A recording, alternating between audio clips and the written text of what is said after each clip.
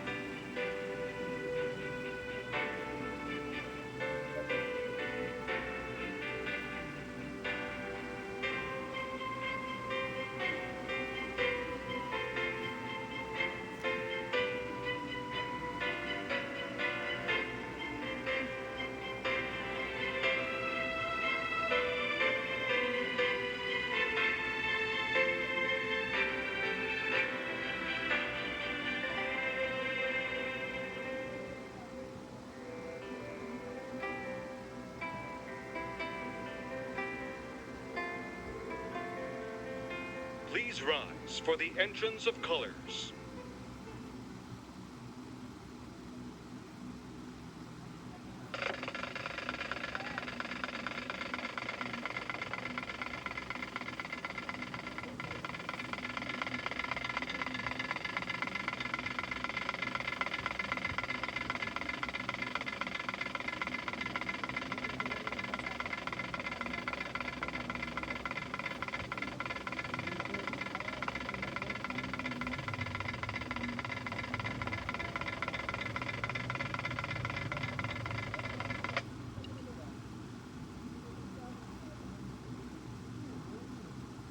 Let us all rise for the Philippine National Anthem.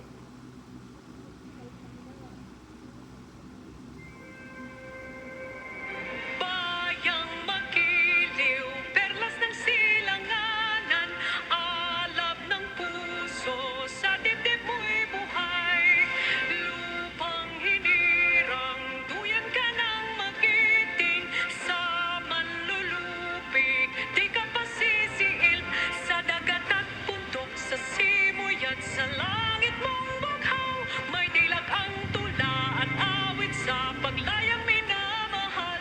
Ang kislap ng watawat mo'y tagumpay na nagdiniging, ang bituin at araw niya kailan pa may di magdidilim. Lupa ng araw ng walhating pagsinta, buhay ay langit sa piling mo. Aming ligaya na pag may mga api, ang mamatay ng dahil sa'yo.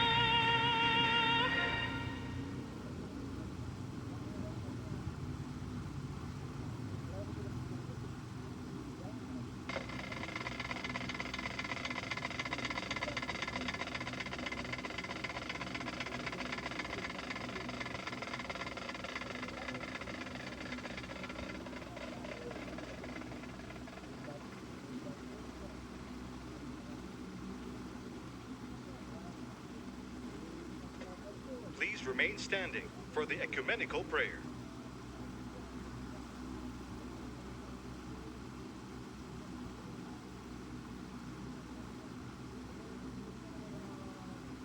Kindly bow your heads in prayer.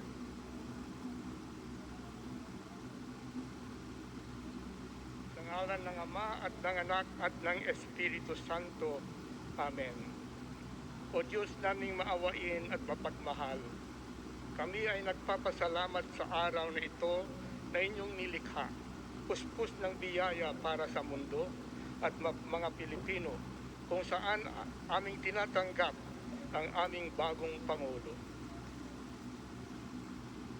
Nawa ang araw na ito ay maghatid ng pagkakataon upang maging ganap ang aming hinahangad na pagkakaisa, kaunlaran at kapayapaan. Maging hudyat nawa ito ng tunay na pagbabago, paglilingkod at pag-asa. Sa ngalan ni Kristo na aming Panginoon, kasama ng Espiritu Santo. Amen. Bismillahirrahmanirrahim. Qala rabbukum ud'uni astajib lakum. Ya Allah, the most gracious, the most merciful, please fill our mind and soul with good health and wellness forever. Please us and our future leader, Ferdinand Romualdez Marcos Jr., a good health and spirit of wisdom so that he may serve his countrymen. We pray that our nation be crowned with compassion and nurtured by your love.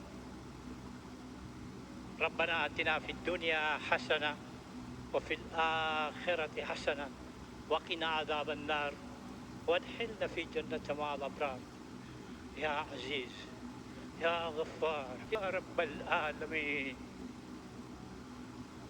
Panginoon po naming Diyos, banal ka po at makapangyarihan sa lahat. Pakitanggap po ang aming taos sa pusong pasasalamat sapagkat taglay pa naming lahat ngayon ang aming buhay at ang aming lakas. Sasaksihan po namin ang panunumpa ng bagong Pangulo ng aming Republika. Nagmamakaawa kaming lahat na tulungan mo po ang aming Pangulo, maging lahat ng mga nangunguna sa aming pamahalaan, maipatupad ng pantay-pantay lahat ng mga batas, tungo po sa pag-unlad ng aming lipunan. Hinihiling po namin, maghari sa amin ang iyong katwiran, sa ngalan po, Ama, ng aming Panginoong Hesukristo. Amen.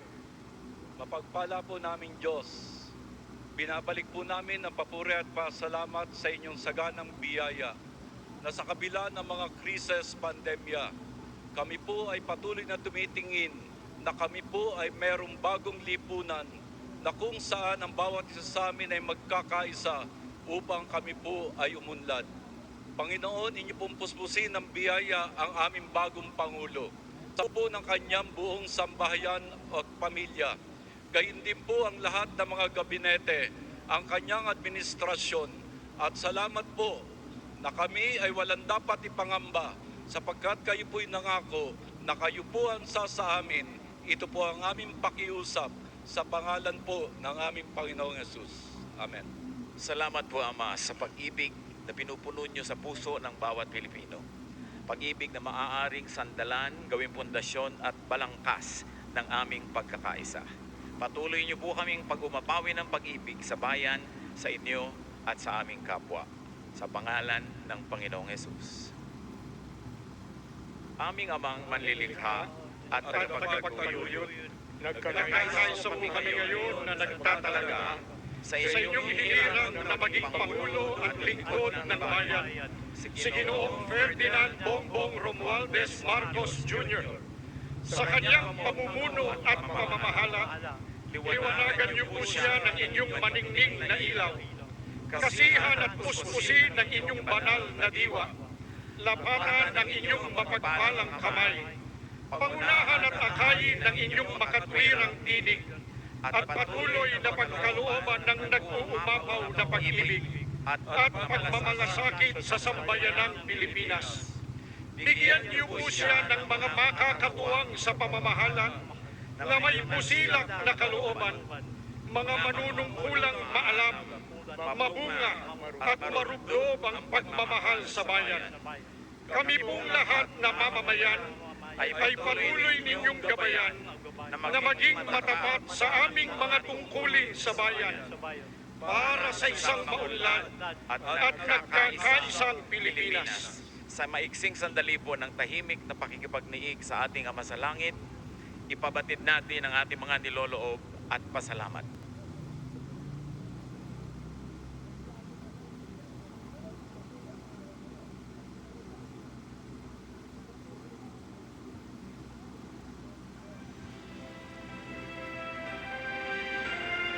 Please be seated. Welcome to the inaugural ceremony of President-elect Ferdinand Romualdez Marcos Jr. To begin, let us now witness and give a big round of applause to the military and civic parade.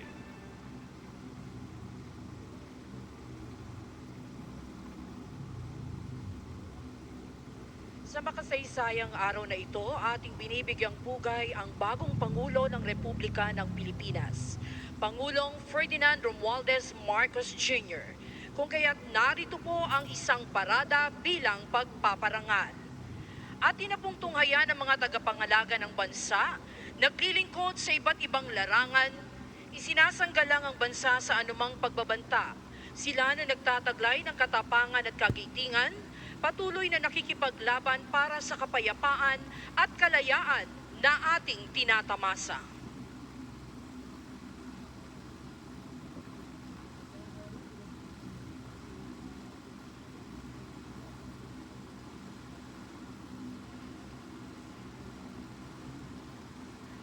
Bumubungad po ang parada na kinabibilangan ng ating core ng mga kadete ng Sandatahang Lakas at Pambansang Pulisya ng Pilipinas, gayon din po ang Tanod Baybayin.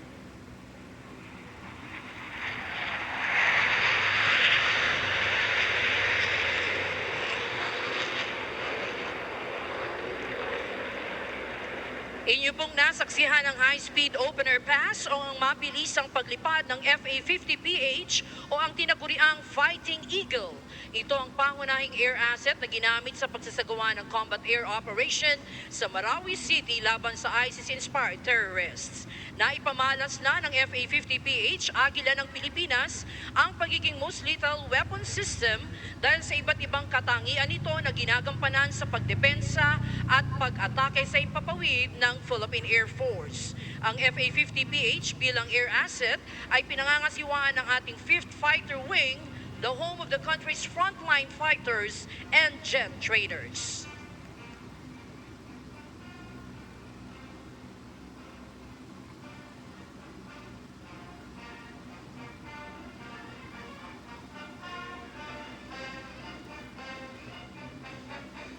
Nangunguna po sa ating parada ang pinagsamang banda ng Sandatahang Lakas ng Pilipinas.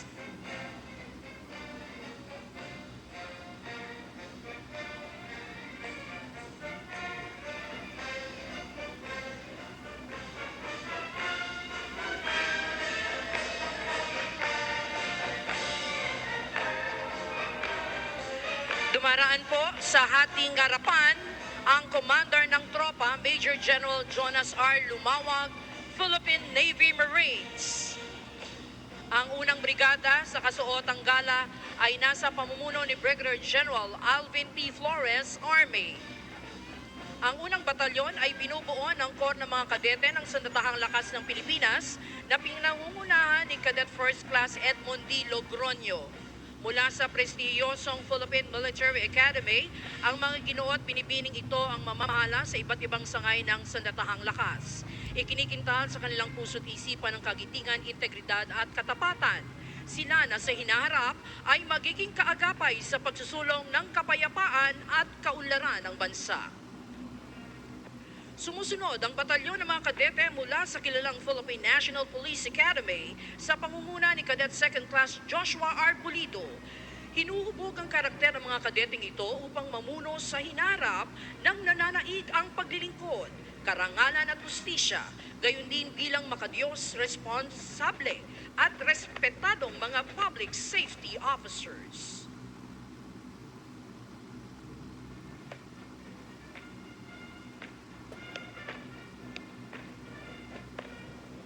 Mangyaring tumayo po ang lahat para sa pagdating ng watawat ng Pilipinas.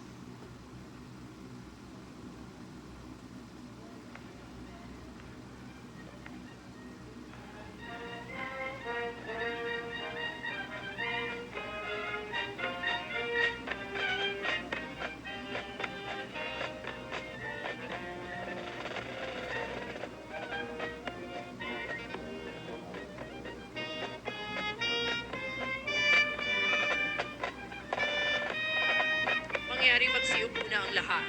Ating natutunghayan ang mga sagisag mula sa Sandatahang Lakas, Pambansang Pulisya at sa Tanod Baybayin ng Pilipinas. Ang pangalawang brigada sa kanilang kasuotang battle dress attire ay pinamumunuan ni Brigadier General Joanis Leonardi V. Di Maano ng Air Force. Sumusunod ang batalyon ng Special Operations Forces ng Sandatahang Lakas sa pangunguna ni Commander Ray R.G. Habonete ng Navy.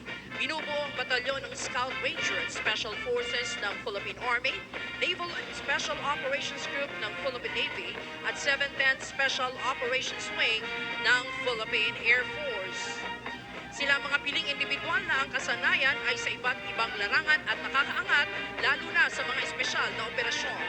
Narito naman ang batalyon na binubuo ng kapulisan at Tanod Baybayin na pinamumunuan ni Police Lieutenant Colonel Joseph C. Bayan.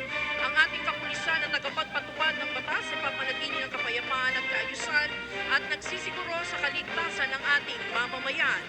Ang Tanod Baybayin ay nakatuon sa Maritime Search and Rescue, Maritime Law Enforcement, Maritime Safety, Marine Environmental Protection at Maritime Security. Tunghayan natin ang mga sasakyan at gamit pandigma ng Sandatahang Lakas ng Pilipinas, Pambansang Pulisya ng Pilipinas at Tanod Baybayin ng Pilipinas, gayon din ang mga tauhang kabilang sa mga espesyal na unit, kasama na rin po ang pansuportang unit. Nangunguna ang mga espesyal na unit ng Sandatahang Lakas ng Pilipinas. Nariyan po ang Explosive Ordnance and Disposal Units, kabilang na rin po ang Chemical, Biological and Radiological Nuclear Teams. Sumusunod naman po ang Kia Light Tactical Vehicle at Troop Carrying Vehicle. Narito rin po ang 11 Metrong Rigid Hull Inflatable Boat ng Naval Special Operations Group ng Philippine Navy. Ginagamit ito sa mga espesyal na operasyon bilang suporta sa maliitang SEAL Operation. Ang tinaguriang combat arm of decision ng Armor Assets. Nangunguna ang Commando B-150 na pangunahing nakadisenyo para sa panloob na operasyong pansiguridad ng bansa. Kasabay ang Simba Armor Fighting Vehicle ng Philippine Army na gumagana para sa panloob na seguridad. Nariyan din po ang P-300 Armor Personal Carrier ng Philippine Marine Corps. Isang uri ng sasakyan na magagamit sa lupa o tubig man. Natutunghayan naman po natin ang artillery assets na binubuo ng mga kanyon ng Sandatahang Lakas ng Pilipinas. Nangunguna ang 20mm M39 anti-aircraft cannons at iniakma ito bilang ground-based weapons mula sa dating F-5 Freedom Fighters aircraft.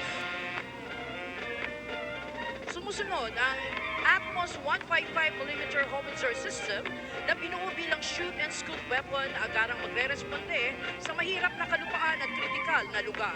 Kontrolado ito ng electronic suit na may inertial navigation system-based gun, laying method at automatic loader.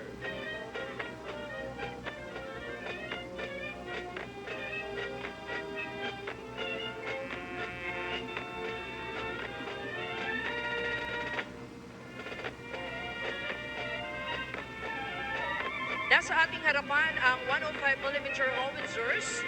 Sumusuporta ang mga ito sa mga puwersang nasa gitna ng operasyong militar. Ang gamit pandigmang ito ay nagbibigay ng close fire support.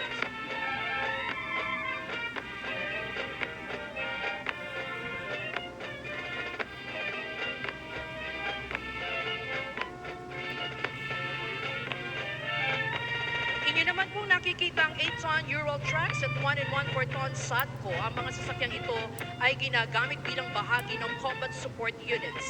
Gayon din sa panahon ng kagipitan, partikular sa humanitarian assistance and disaster response. Mga espesyal na sasakyang naglalaman naman ng mga gamit pang komunikasyon at sistemang pang-impormasyon na may kakayahan upang maisakatuparan ang ugnayan sa pamamagitan ng radio communication sa iba't ibang frequency bands. Ang mga sasakyan naman po at kagamitan ng ating pambansang pulisya ng Pilipinas at Tanod Baybayin ng Pilipinas na pawang ginagamit sa iba't ibang larangan. seguridad at maging sa kampanya laban sa terorismo at humanitarian assistance and disaster response. Pinangungunahan ito ng PNP Highway Patrol na tinaguriang Guardian of the Highways na nakatuon sa operasyon sa lansangan para sa traffic safety at maging sa paglaban sa krimen. Nariyan po ang mga sasakyan ng NCRPO, ang forensic group scene of the crime operatives, ang chemical, biological, radiological, nuclear, and explosives, at ang pinagsanib na explosive ordnance at K9 mobile vehicle van.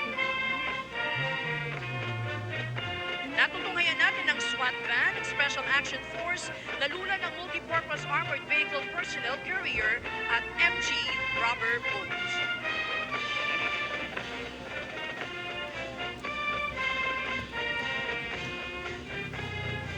Mula naman sa Tanod Baybayin, nariyan ang bomb squad, ambulance at mga patrol cars.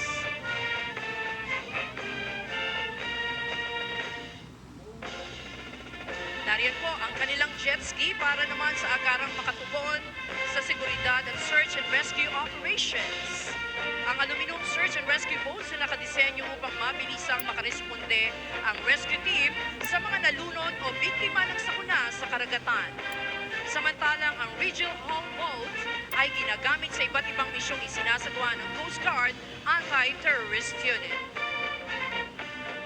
Ngayon po, ibalik ang inyong atensyon sa kalangitan at natutunghayan ang pagdaan ng mga sasakyang panghimpapawid ng santahang lakas ng Pilipinas. Inyo pong nakikita ang 4 na 829 Super Tucano, sumusunod ang 10 SF-260 Marchetti, nakadisenyo para sa basic at intermediate training at nagsisilbing dependable attack aircraft para sa close air support.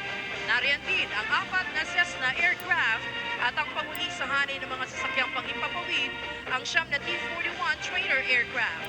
Ang tinatawag na trainer aircraft ay ginagamit sa basic pilot training ng Air and Education Command ng Philippine Air Force. Mga kababayan, atin pong natunghayan ang ating sandatahang lakas, ang pambansang pulisya at ang tanod baybayin ng Pilipinas na maaasahan mapaanumang larangan saan man at kailanman. Sila ang ating mga kaagapay upang mapanatili ang kaayusan, katiwasayan at kapayapaan sa buong kapuluan para sa masaganang kinabukasan ng ating bayang Pilipinas.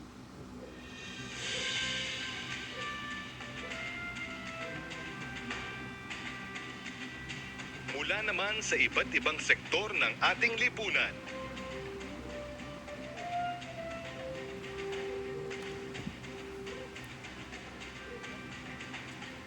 Ang ating mga bayaning katuwang sa lalong pagpapaganda at pagpapaunlad ng ating bansa.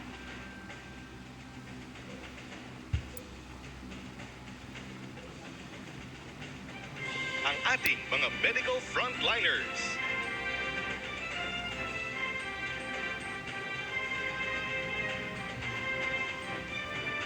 Sa panahong singdilim ng pandemya, ang mga bayaning nagniningning ng pinakamaliwanag.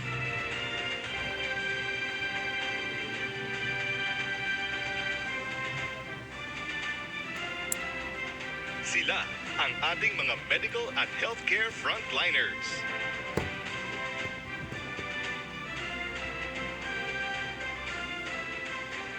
Nanganganib sa bawat araw upang masigurong ligtas at protektado ang bawat pamilyang Pilipino.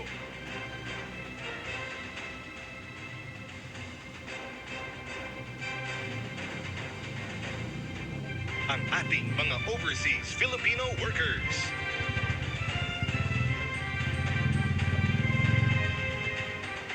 Sa ibayong lupa man o karagatan. Ang manggagawang Pilipino ay tinitingala ng ibang bayan. Dahil sa kanilang husay, galing, at pagmamahal sa trabaho.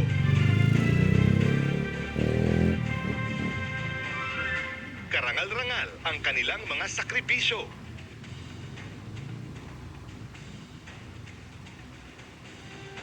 malayo sa kanilang mga mahal sa buhay.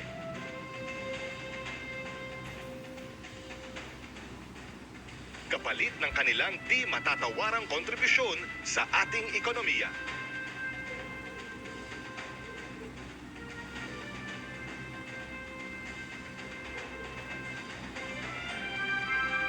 Mga atletang Pinoy sa larangan ng palakasan. Walang tatalo sa puso ng atletang Pinoy. Dugot pawis at sakripisyo mula pagkabata upang makamtan ang medalyang hinahangad.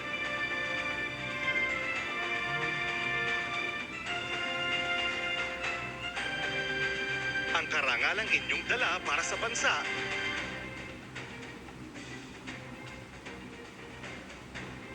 sa bawat labang buhay ang inyong itinataya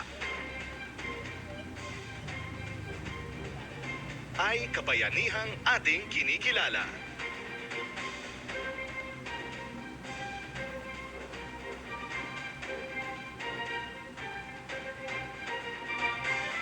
Ang manggagawang Pilipino.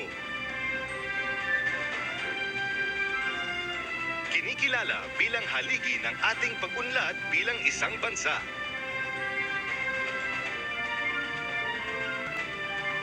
Ang kanilang pagpupunyagi at pagsisikap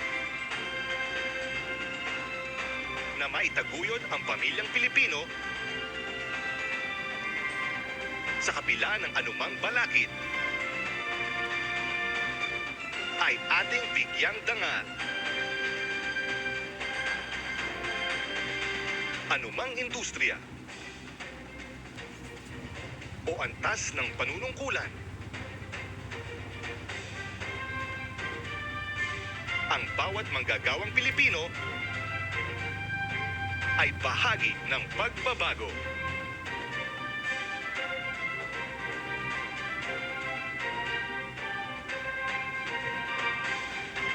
Ang ating transport sector,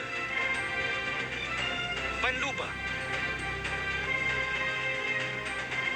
pantubig,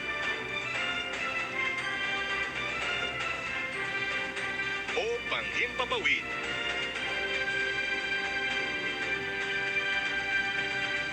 Ang ating ligtas na paglalakbay ay hatid ng ating transport sector. Mula sa mga tsuper, piloto, at flight attendants, o mga seafarers, at kapitan ng barko. Ang kanilang husay at galing ay katuwang natin sa paglalakbay tungo sa maunlad na bukas.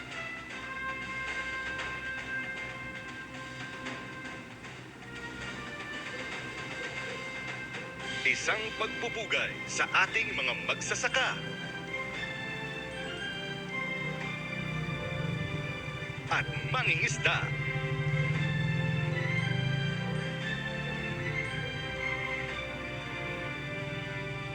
Kinikilala natin ang huwarang kontribusyon ng ating mga bayani sa pagpapaunlad ng sektor ng agrikultura.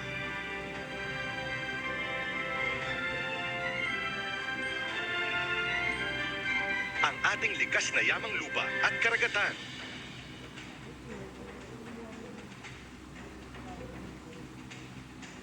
Kasama ang mga makabagong teknolohiya.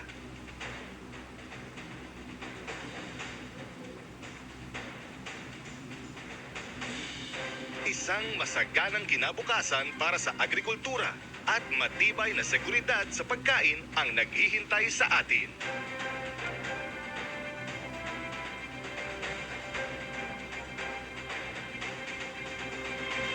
Ang ating Street Management Services Sector. Malinis, ligtas, at maayos na mga kalye at lansangan. hatid ng ating mga kababayan sa serbisyo.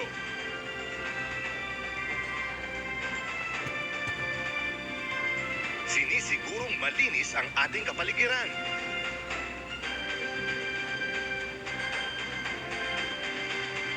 Maginhawa ang daloy ng trapiko.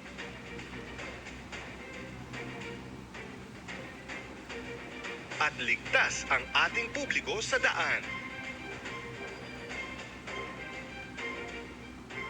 Saludo po sa inyo.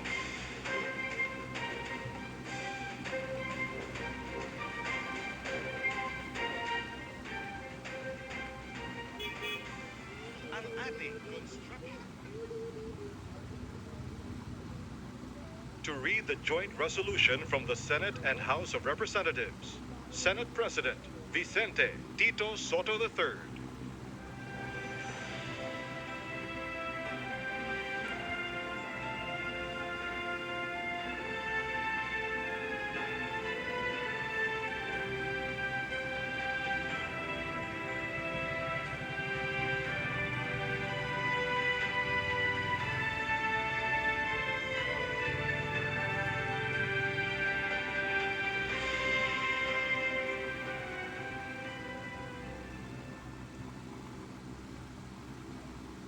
As the Senate President and co-chair of the joint public session of Congress that canvassed the votes for presidential and vice presidential candidates in the national elections held on the 9th of May, 2022, it is my distinct honor and privilege to join you in this historic occasion and read the dispositive portion of the resolution of both houses, which proclaimed the duly elected President and Vice President of the Republic of the Philippines.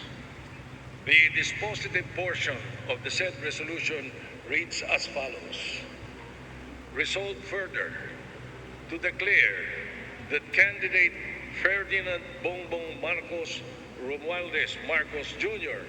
and candidate Sara Zimmerman Duterte received the highest number of votes cast for President and Vice President respectively in the national elections held on the 9th of May, 2022, and by virtue thereof, to proclaim Ferdinand Bongbong Romualdez Marcos Jr. as the duly elected President of the Republic of the Philippines, and Sara Zimmerman Duterte as the duly elected Vice President of the Republic of the Philippines.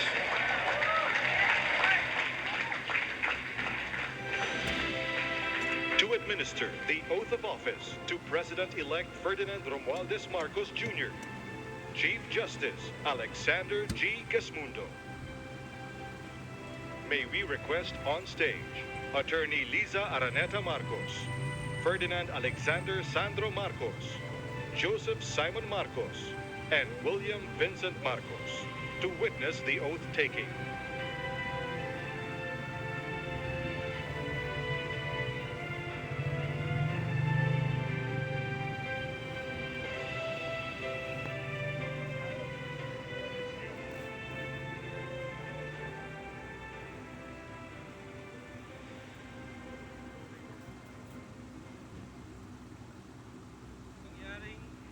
Ang kanang kamay at wikain ang mga sumusunod. Ako, si Ferdinand Romualdez Marcos Jr. Si Ferdinand Romualdez Marcos Jr. ay mataimtim na nanunumpa. Natutuparin ko ng buong katapatan at sigasig. Natutuparin ko ng buong katapatan at sigasig ang aking mga tungkulin bilang Pangulo ng Pilipinas. Pangangalagaan at ipagtatanggol ang kanyang konstitusyon. Ipatutupad ang mga batas nito. Magiging makatarungan sa bawat tao. At itatalaga ang aking sarili sa paglilingkod sa bansa. Kasihanawa ako ng Diyos. Kasinawan ako ng Diyos. Congratulations, Mr. President. Maraming salamat.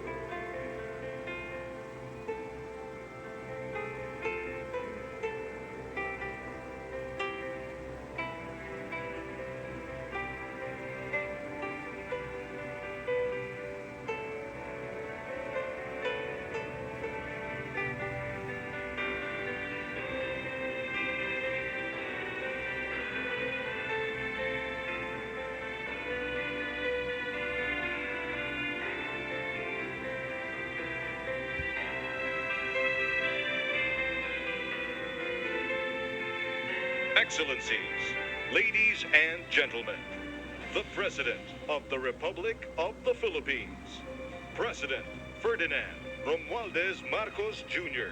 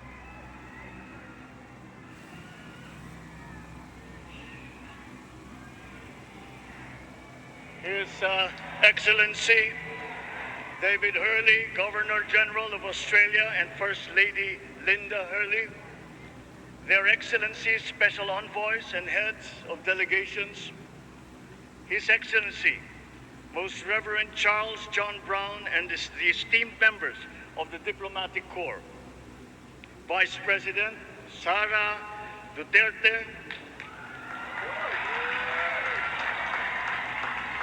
President Fidel Ramos, President Joseph Ejercito Estrada, President Gloria Macapagal Arroyo,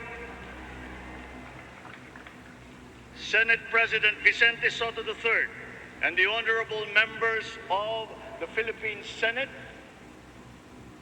House Speaker Lord Alan J. Velasco, and the honorable members of the House of Representatives, Chief Justice Alexander Gesmundo, and the honorable justices of the Supreme Court, of course, First Lady Lisa Araneta, and my children, Alexander, Sandro, Simon, and Vincent. I cannot proceed without a special greeting, of course, to the former First Lady Imelda Romualdez Marcos.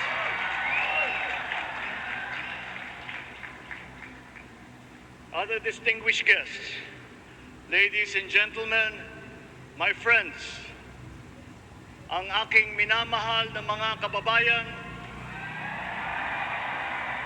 magandang tanghali po sa inyong lahat. This is a historic moment for us all. I feel it deep within me. You, the people, have spoken, and it is resounding. When my call for unity started to resonate with you, it did so because it echoed your yearnings, mirrored your sentiments, and expressed your hopes for family, for country, and for a better future. That is why it reverberated and amplified as it did, to deliver the biggest electoral mandate in the history of Philippine democracy.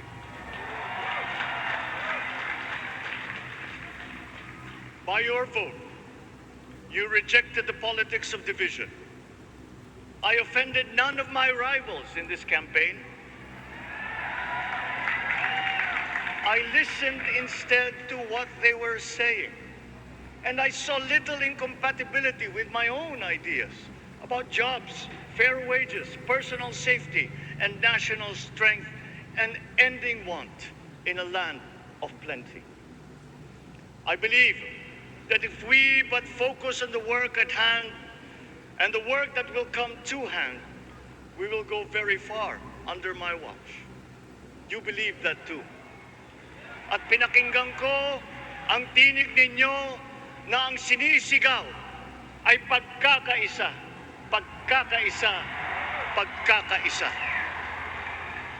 We will go farther together than against each other, pushing forward, not pulling each other back, out of fear, out of a misplaced sense of weakness.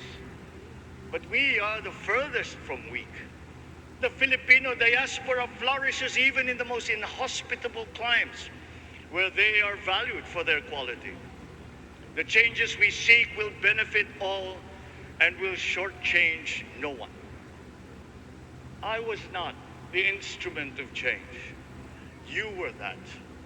You made it happen. I am now. You picked me to be your servant, to enable changes to benefit all. I fully understand the gravity of the responsibility that you've put on my shoulders. I do not take it lightly, but I am ready for the task. I will need your help. I want to rely on it. But rest assured, I do not predicate success on the wide cooperation that's needed. I will get it done. I once knew a man who saw what little had been achieved since independence in a land of people with the greatest potential for achievement, and yet they were poor. But he got it done, sometimes with the needed support, sometimes without. So will it be with his son. You will get no excuses from me.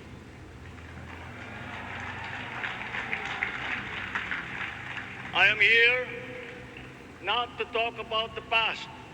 I am here to tell you about our future.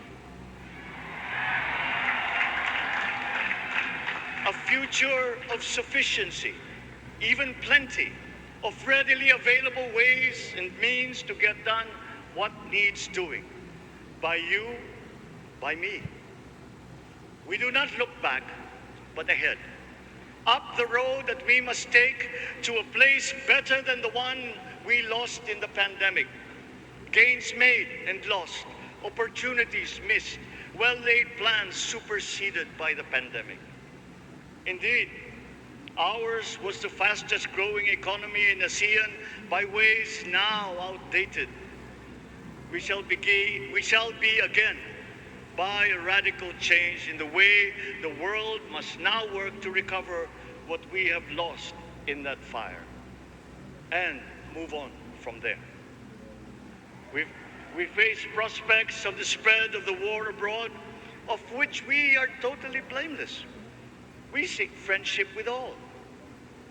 But countries like ours will bear the brunt of it.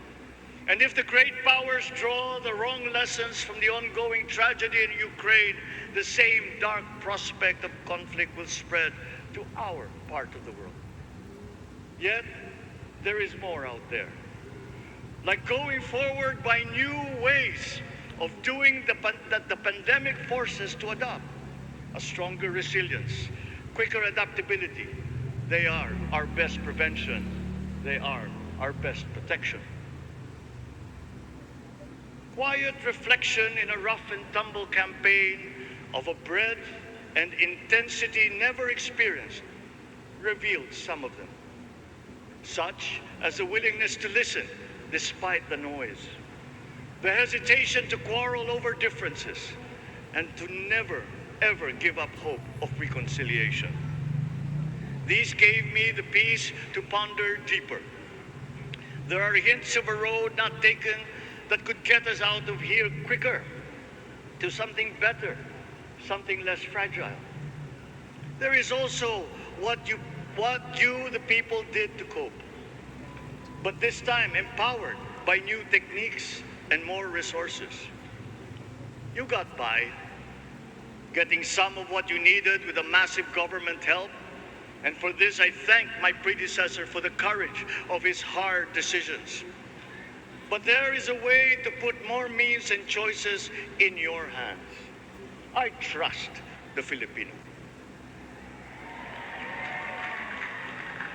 Imagine how much more you'd achieve if government backstops instead of dictating your decisions. Always there to pick you up when you fall, giving what you need to get past a problem. Imagine if it invested in your self-empowerment to bring it closer to taking on whatever challenges come. Imagine a country that, in almost every sense, is you. Now imagine what you and government can achieve together. We did it in the pandemic. We will do it again. But again, I will not predicate my promise to you on your cooperation. You have your own lives to live, your work to do, and there too I will help. Government will get as much done alone without requiring more from you. That is what government and public officials are for. No excuses, just deliver. It was like that once upon a time.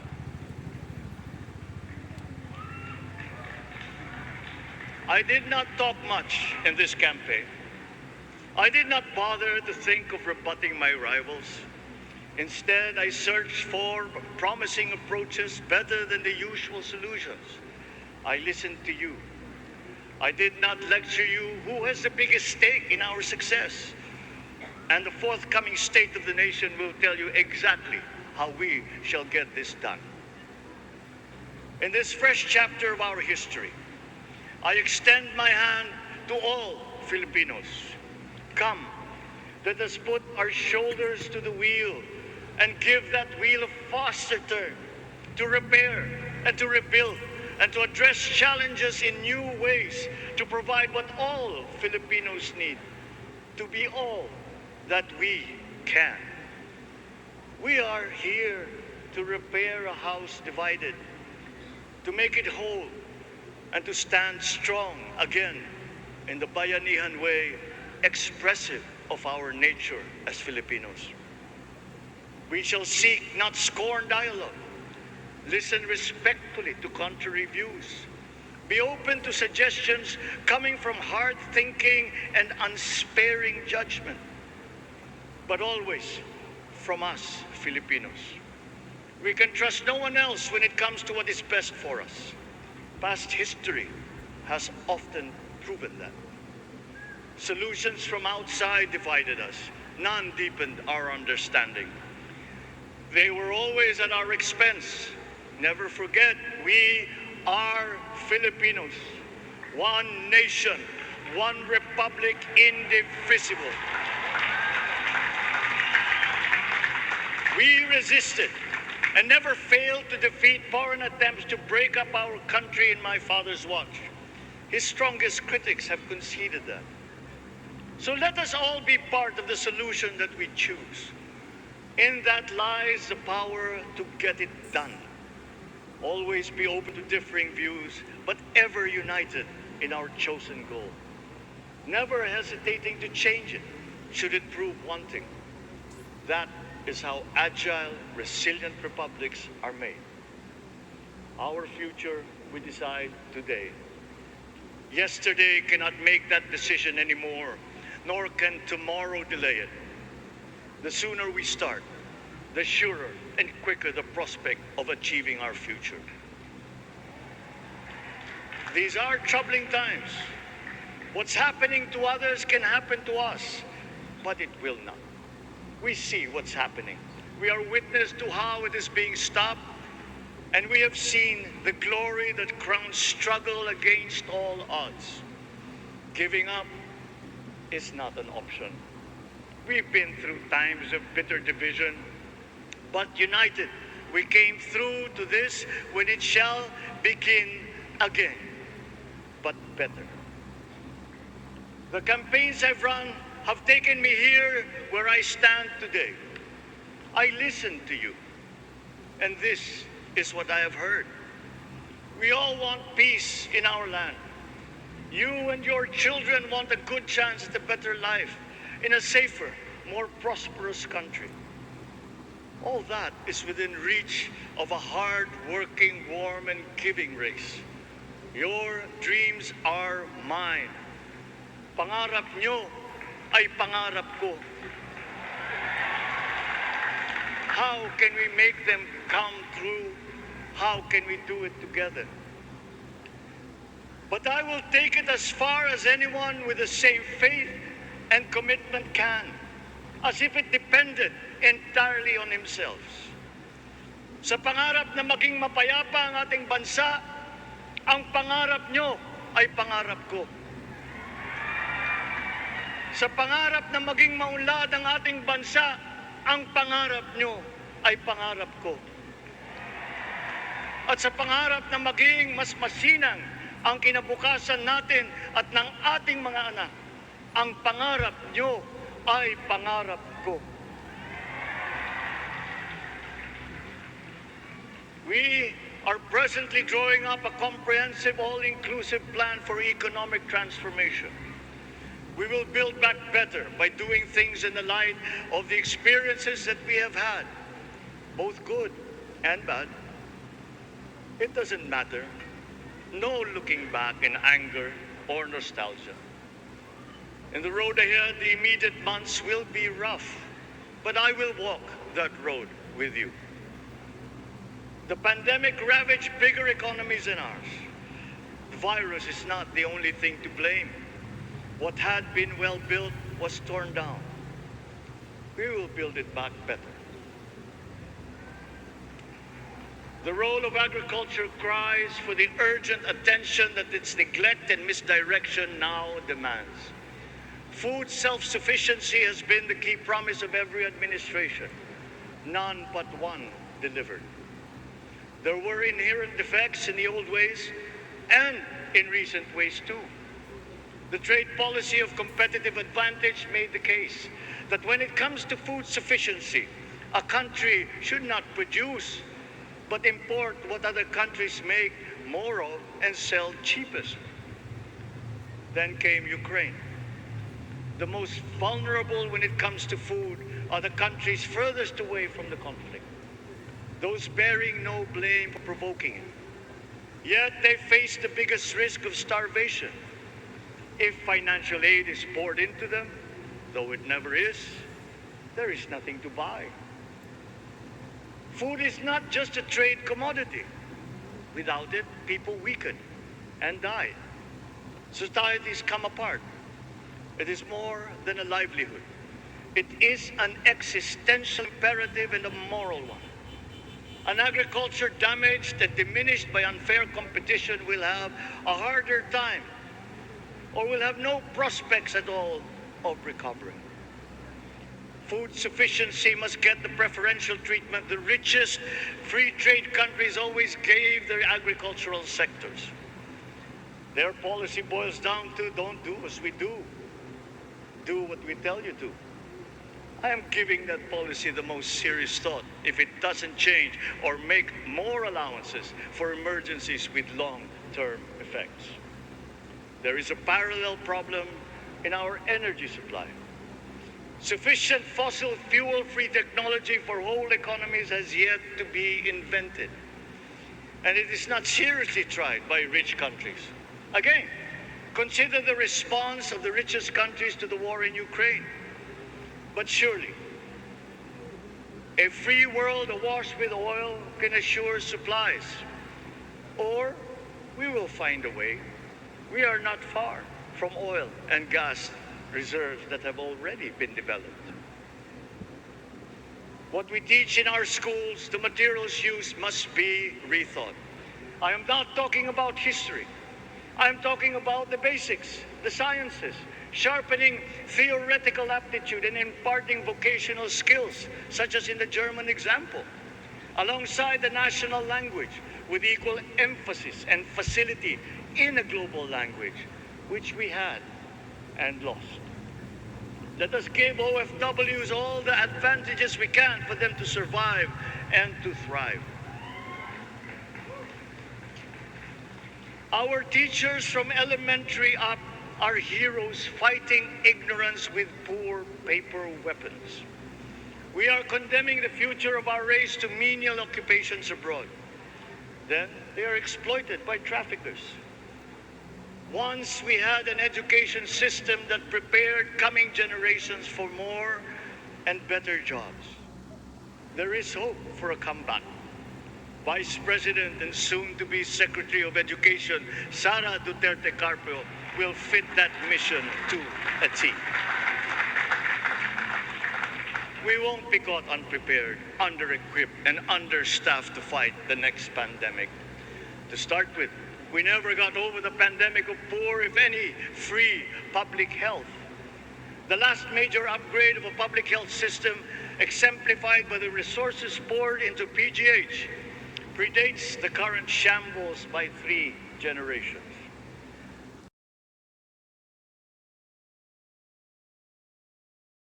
Confident because I have an OPLEC in my cabinet. There were shortcomings in the COVID response. We will fix them out in the open. No more secrets in public health. Remember, I speak from experience. I was among the first to get COVID. It was not a walk in the park. My father built more and better roads, produced more rice than all administrations before his. President Rodrigo Roa Duterte built more and better than all the administrations succeeding my father's. Much has been built, and so well, that the economic dogma of dispersing industry to develop the least likely places has been upturned. Development was brought to them. Investors are now setting up industries along the promising routes built. And yet, the potential of this country is not exhausted. Following these giant steps, we will continue to build. I will complete on schedule the projects that have been started. I'm not interested in taking credit. I want to build on success that's already happening. We will be presenting the public with a comprehensive infrastructure plan. 6 years could be just about enough time. No part of our country will be neglected. Progress will be made wherever there are Filipinos, so no investment is wasted. The recovery of Philippine tourism, with its emphasis on accessing nature's beauty, I am sure will exceed expectations. And bigger is not always better, but there's something to be said for economies of scale. And yet the country invites investments in fast-rising industries with quick returns and inflicts irreparable damage for future generations. We have yet to see large-scale practical solutions to pollution, though some are beginning to emerge. But there are tried and proven new ways of mitigation. Blades have been turning over the sand dunes of Ilocos Norte, harnessing a power all around, but unseen, long before this day. I built them. The rich world talks a great deal, but does a lot less about it than those with much less, but who suffer more death and destruction from climate change and lack of adaptation. We will look to our partners and friends to help the Philippines, who, despite having a very small carbon footprint, is at the highest risk. First, spare victims, then help them recover, and move on to lessen the harmful impact of climate change. We too have our part to play. We are the third biggest plastics polluter in the world, but we won't shirk from that responsibility. We will clean up. You will not be disappointed, so do not be afraid. With every difficult decision that I must make, I will keep foremost in my heart and in my mind the debt of gratitude I owe you for the honor and responsibility that you have conferred on me. Whatever is in a person to make changes for the better of others, I lay before you now in my commitment. I will try to spare you. You have your other responsibilities to carry. But I will not spare myself from shedding the last bead of sweat or giving the last ounce of courage and sacrifice. And if you ask me why I am so confident of the future, I will answer you simply that I have 110 million reasons to start with. Such is my faith in the Filipino.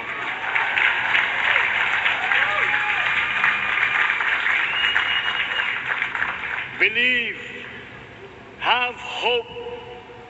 The sun also rises like it did today and as it will tomorrow. And as surely as that, we will achieve the country all Filipinos deserve. God bless the Philippines. God bless our work.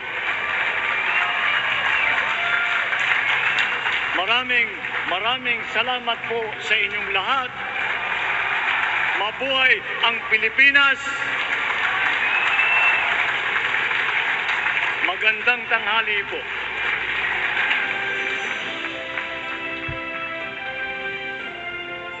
Excellencies, ladies and gentlemen, the President of the Republic of the Philippines, President Ferdinand Romualdez Marcos Jr.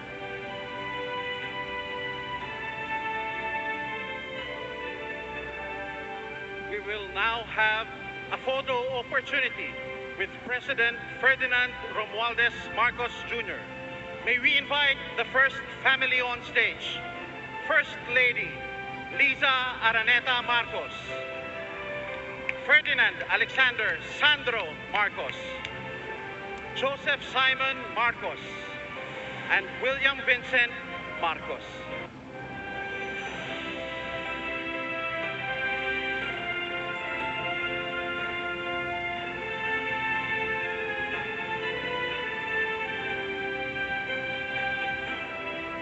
May we now request Vice President Sara Duterte to join the first family.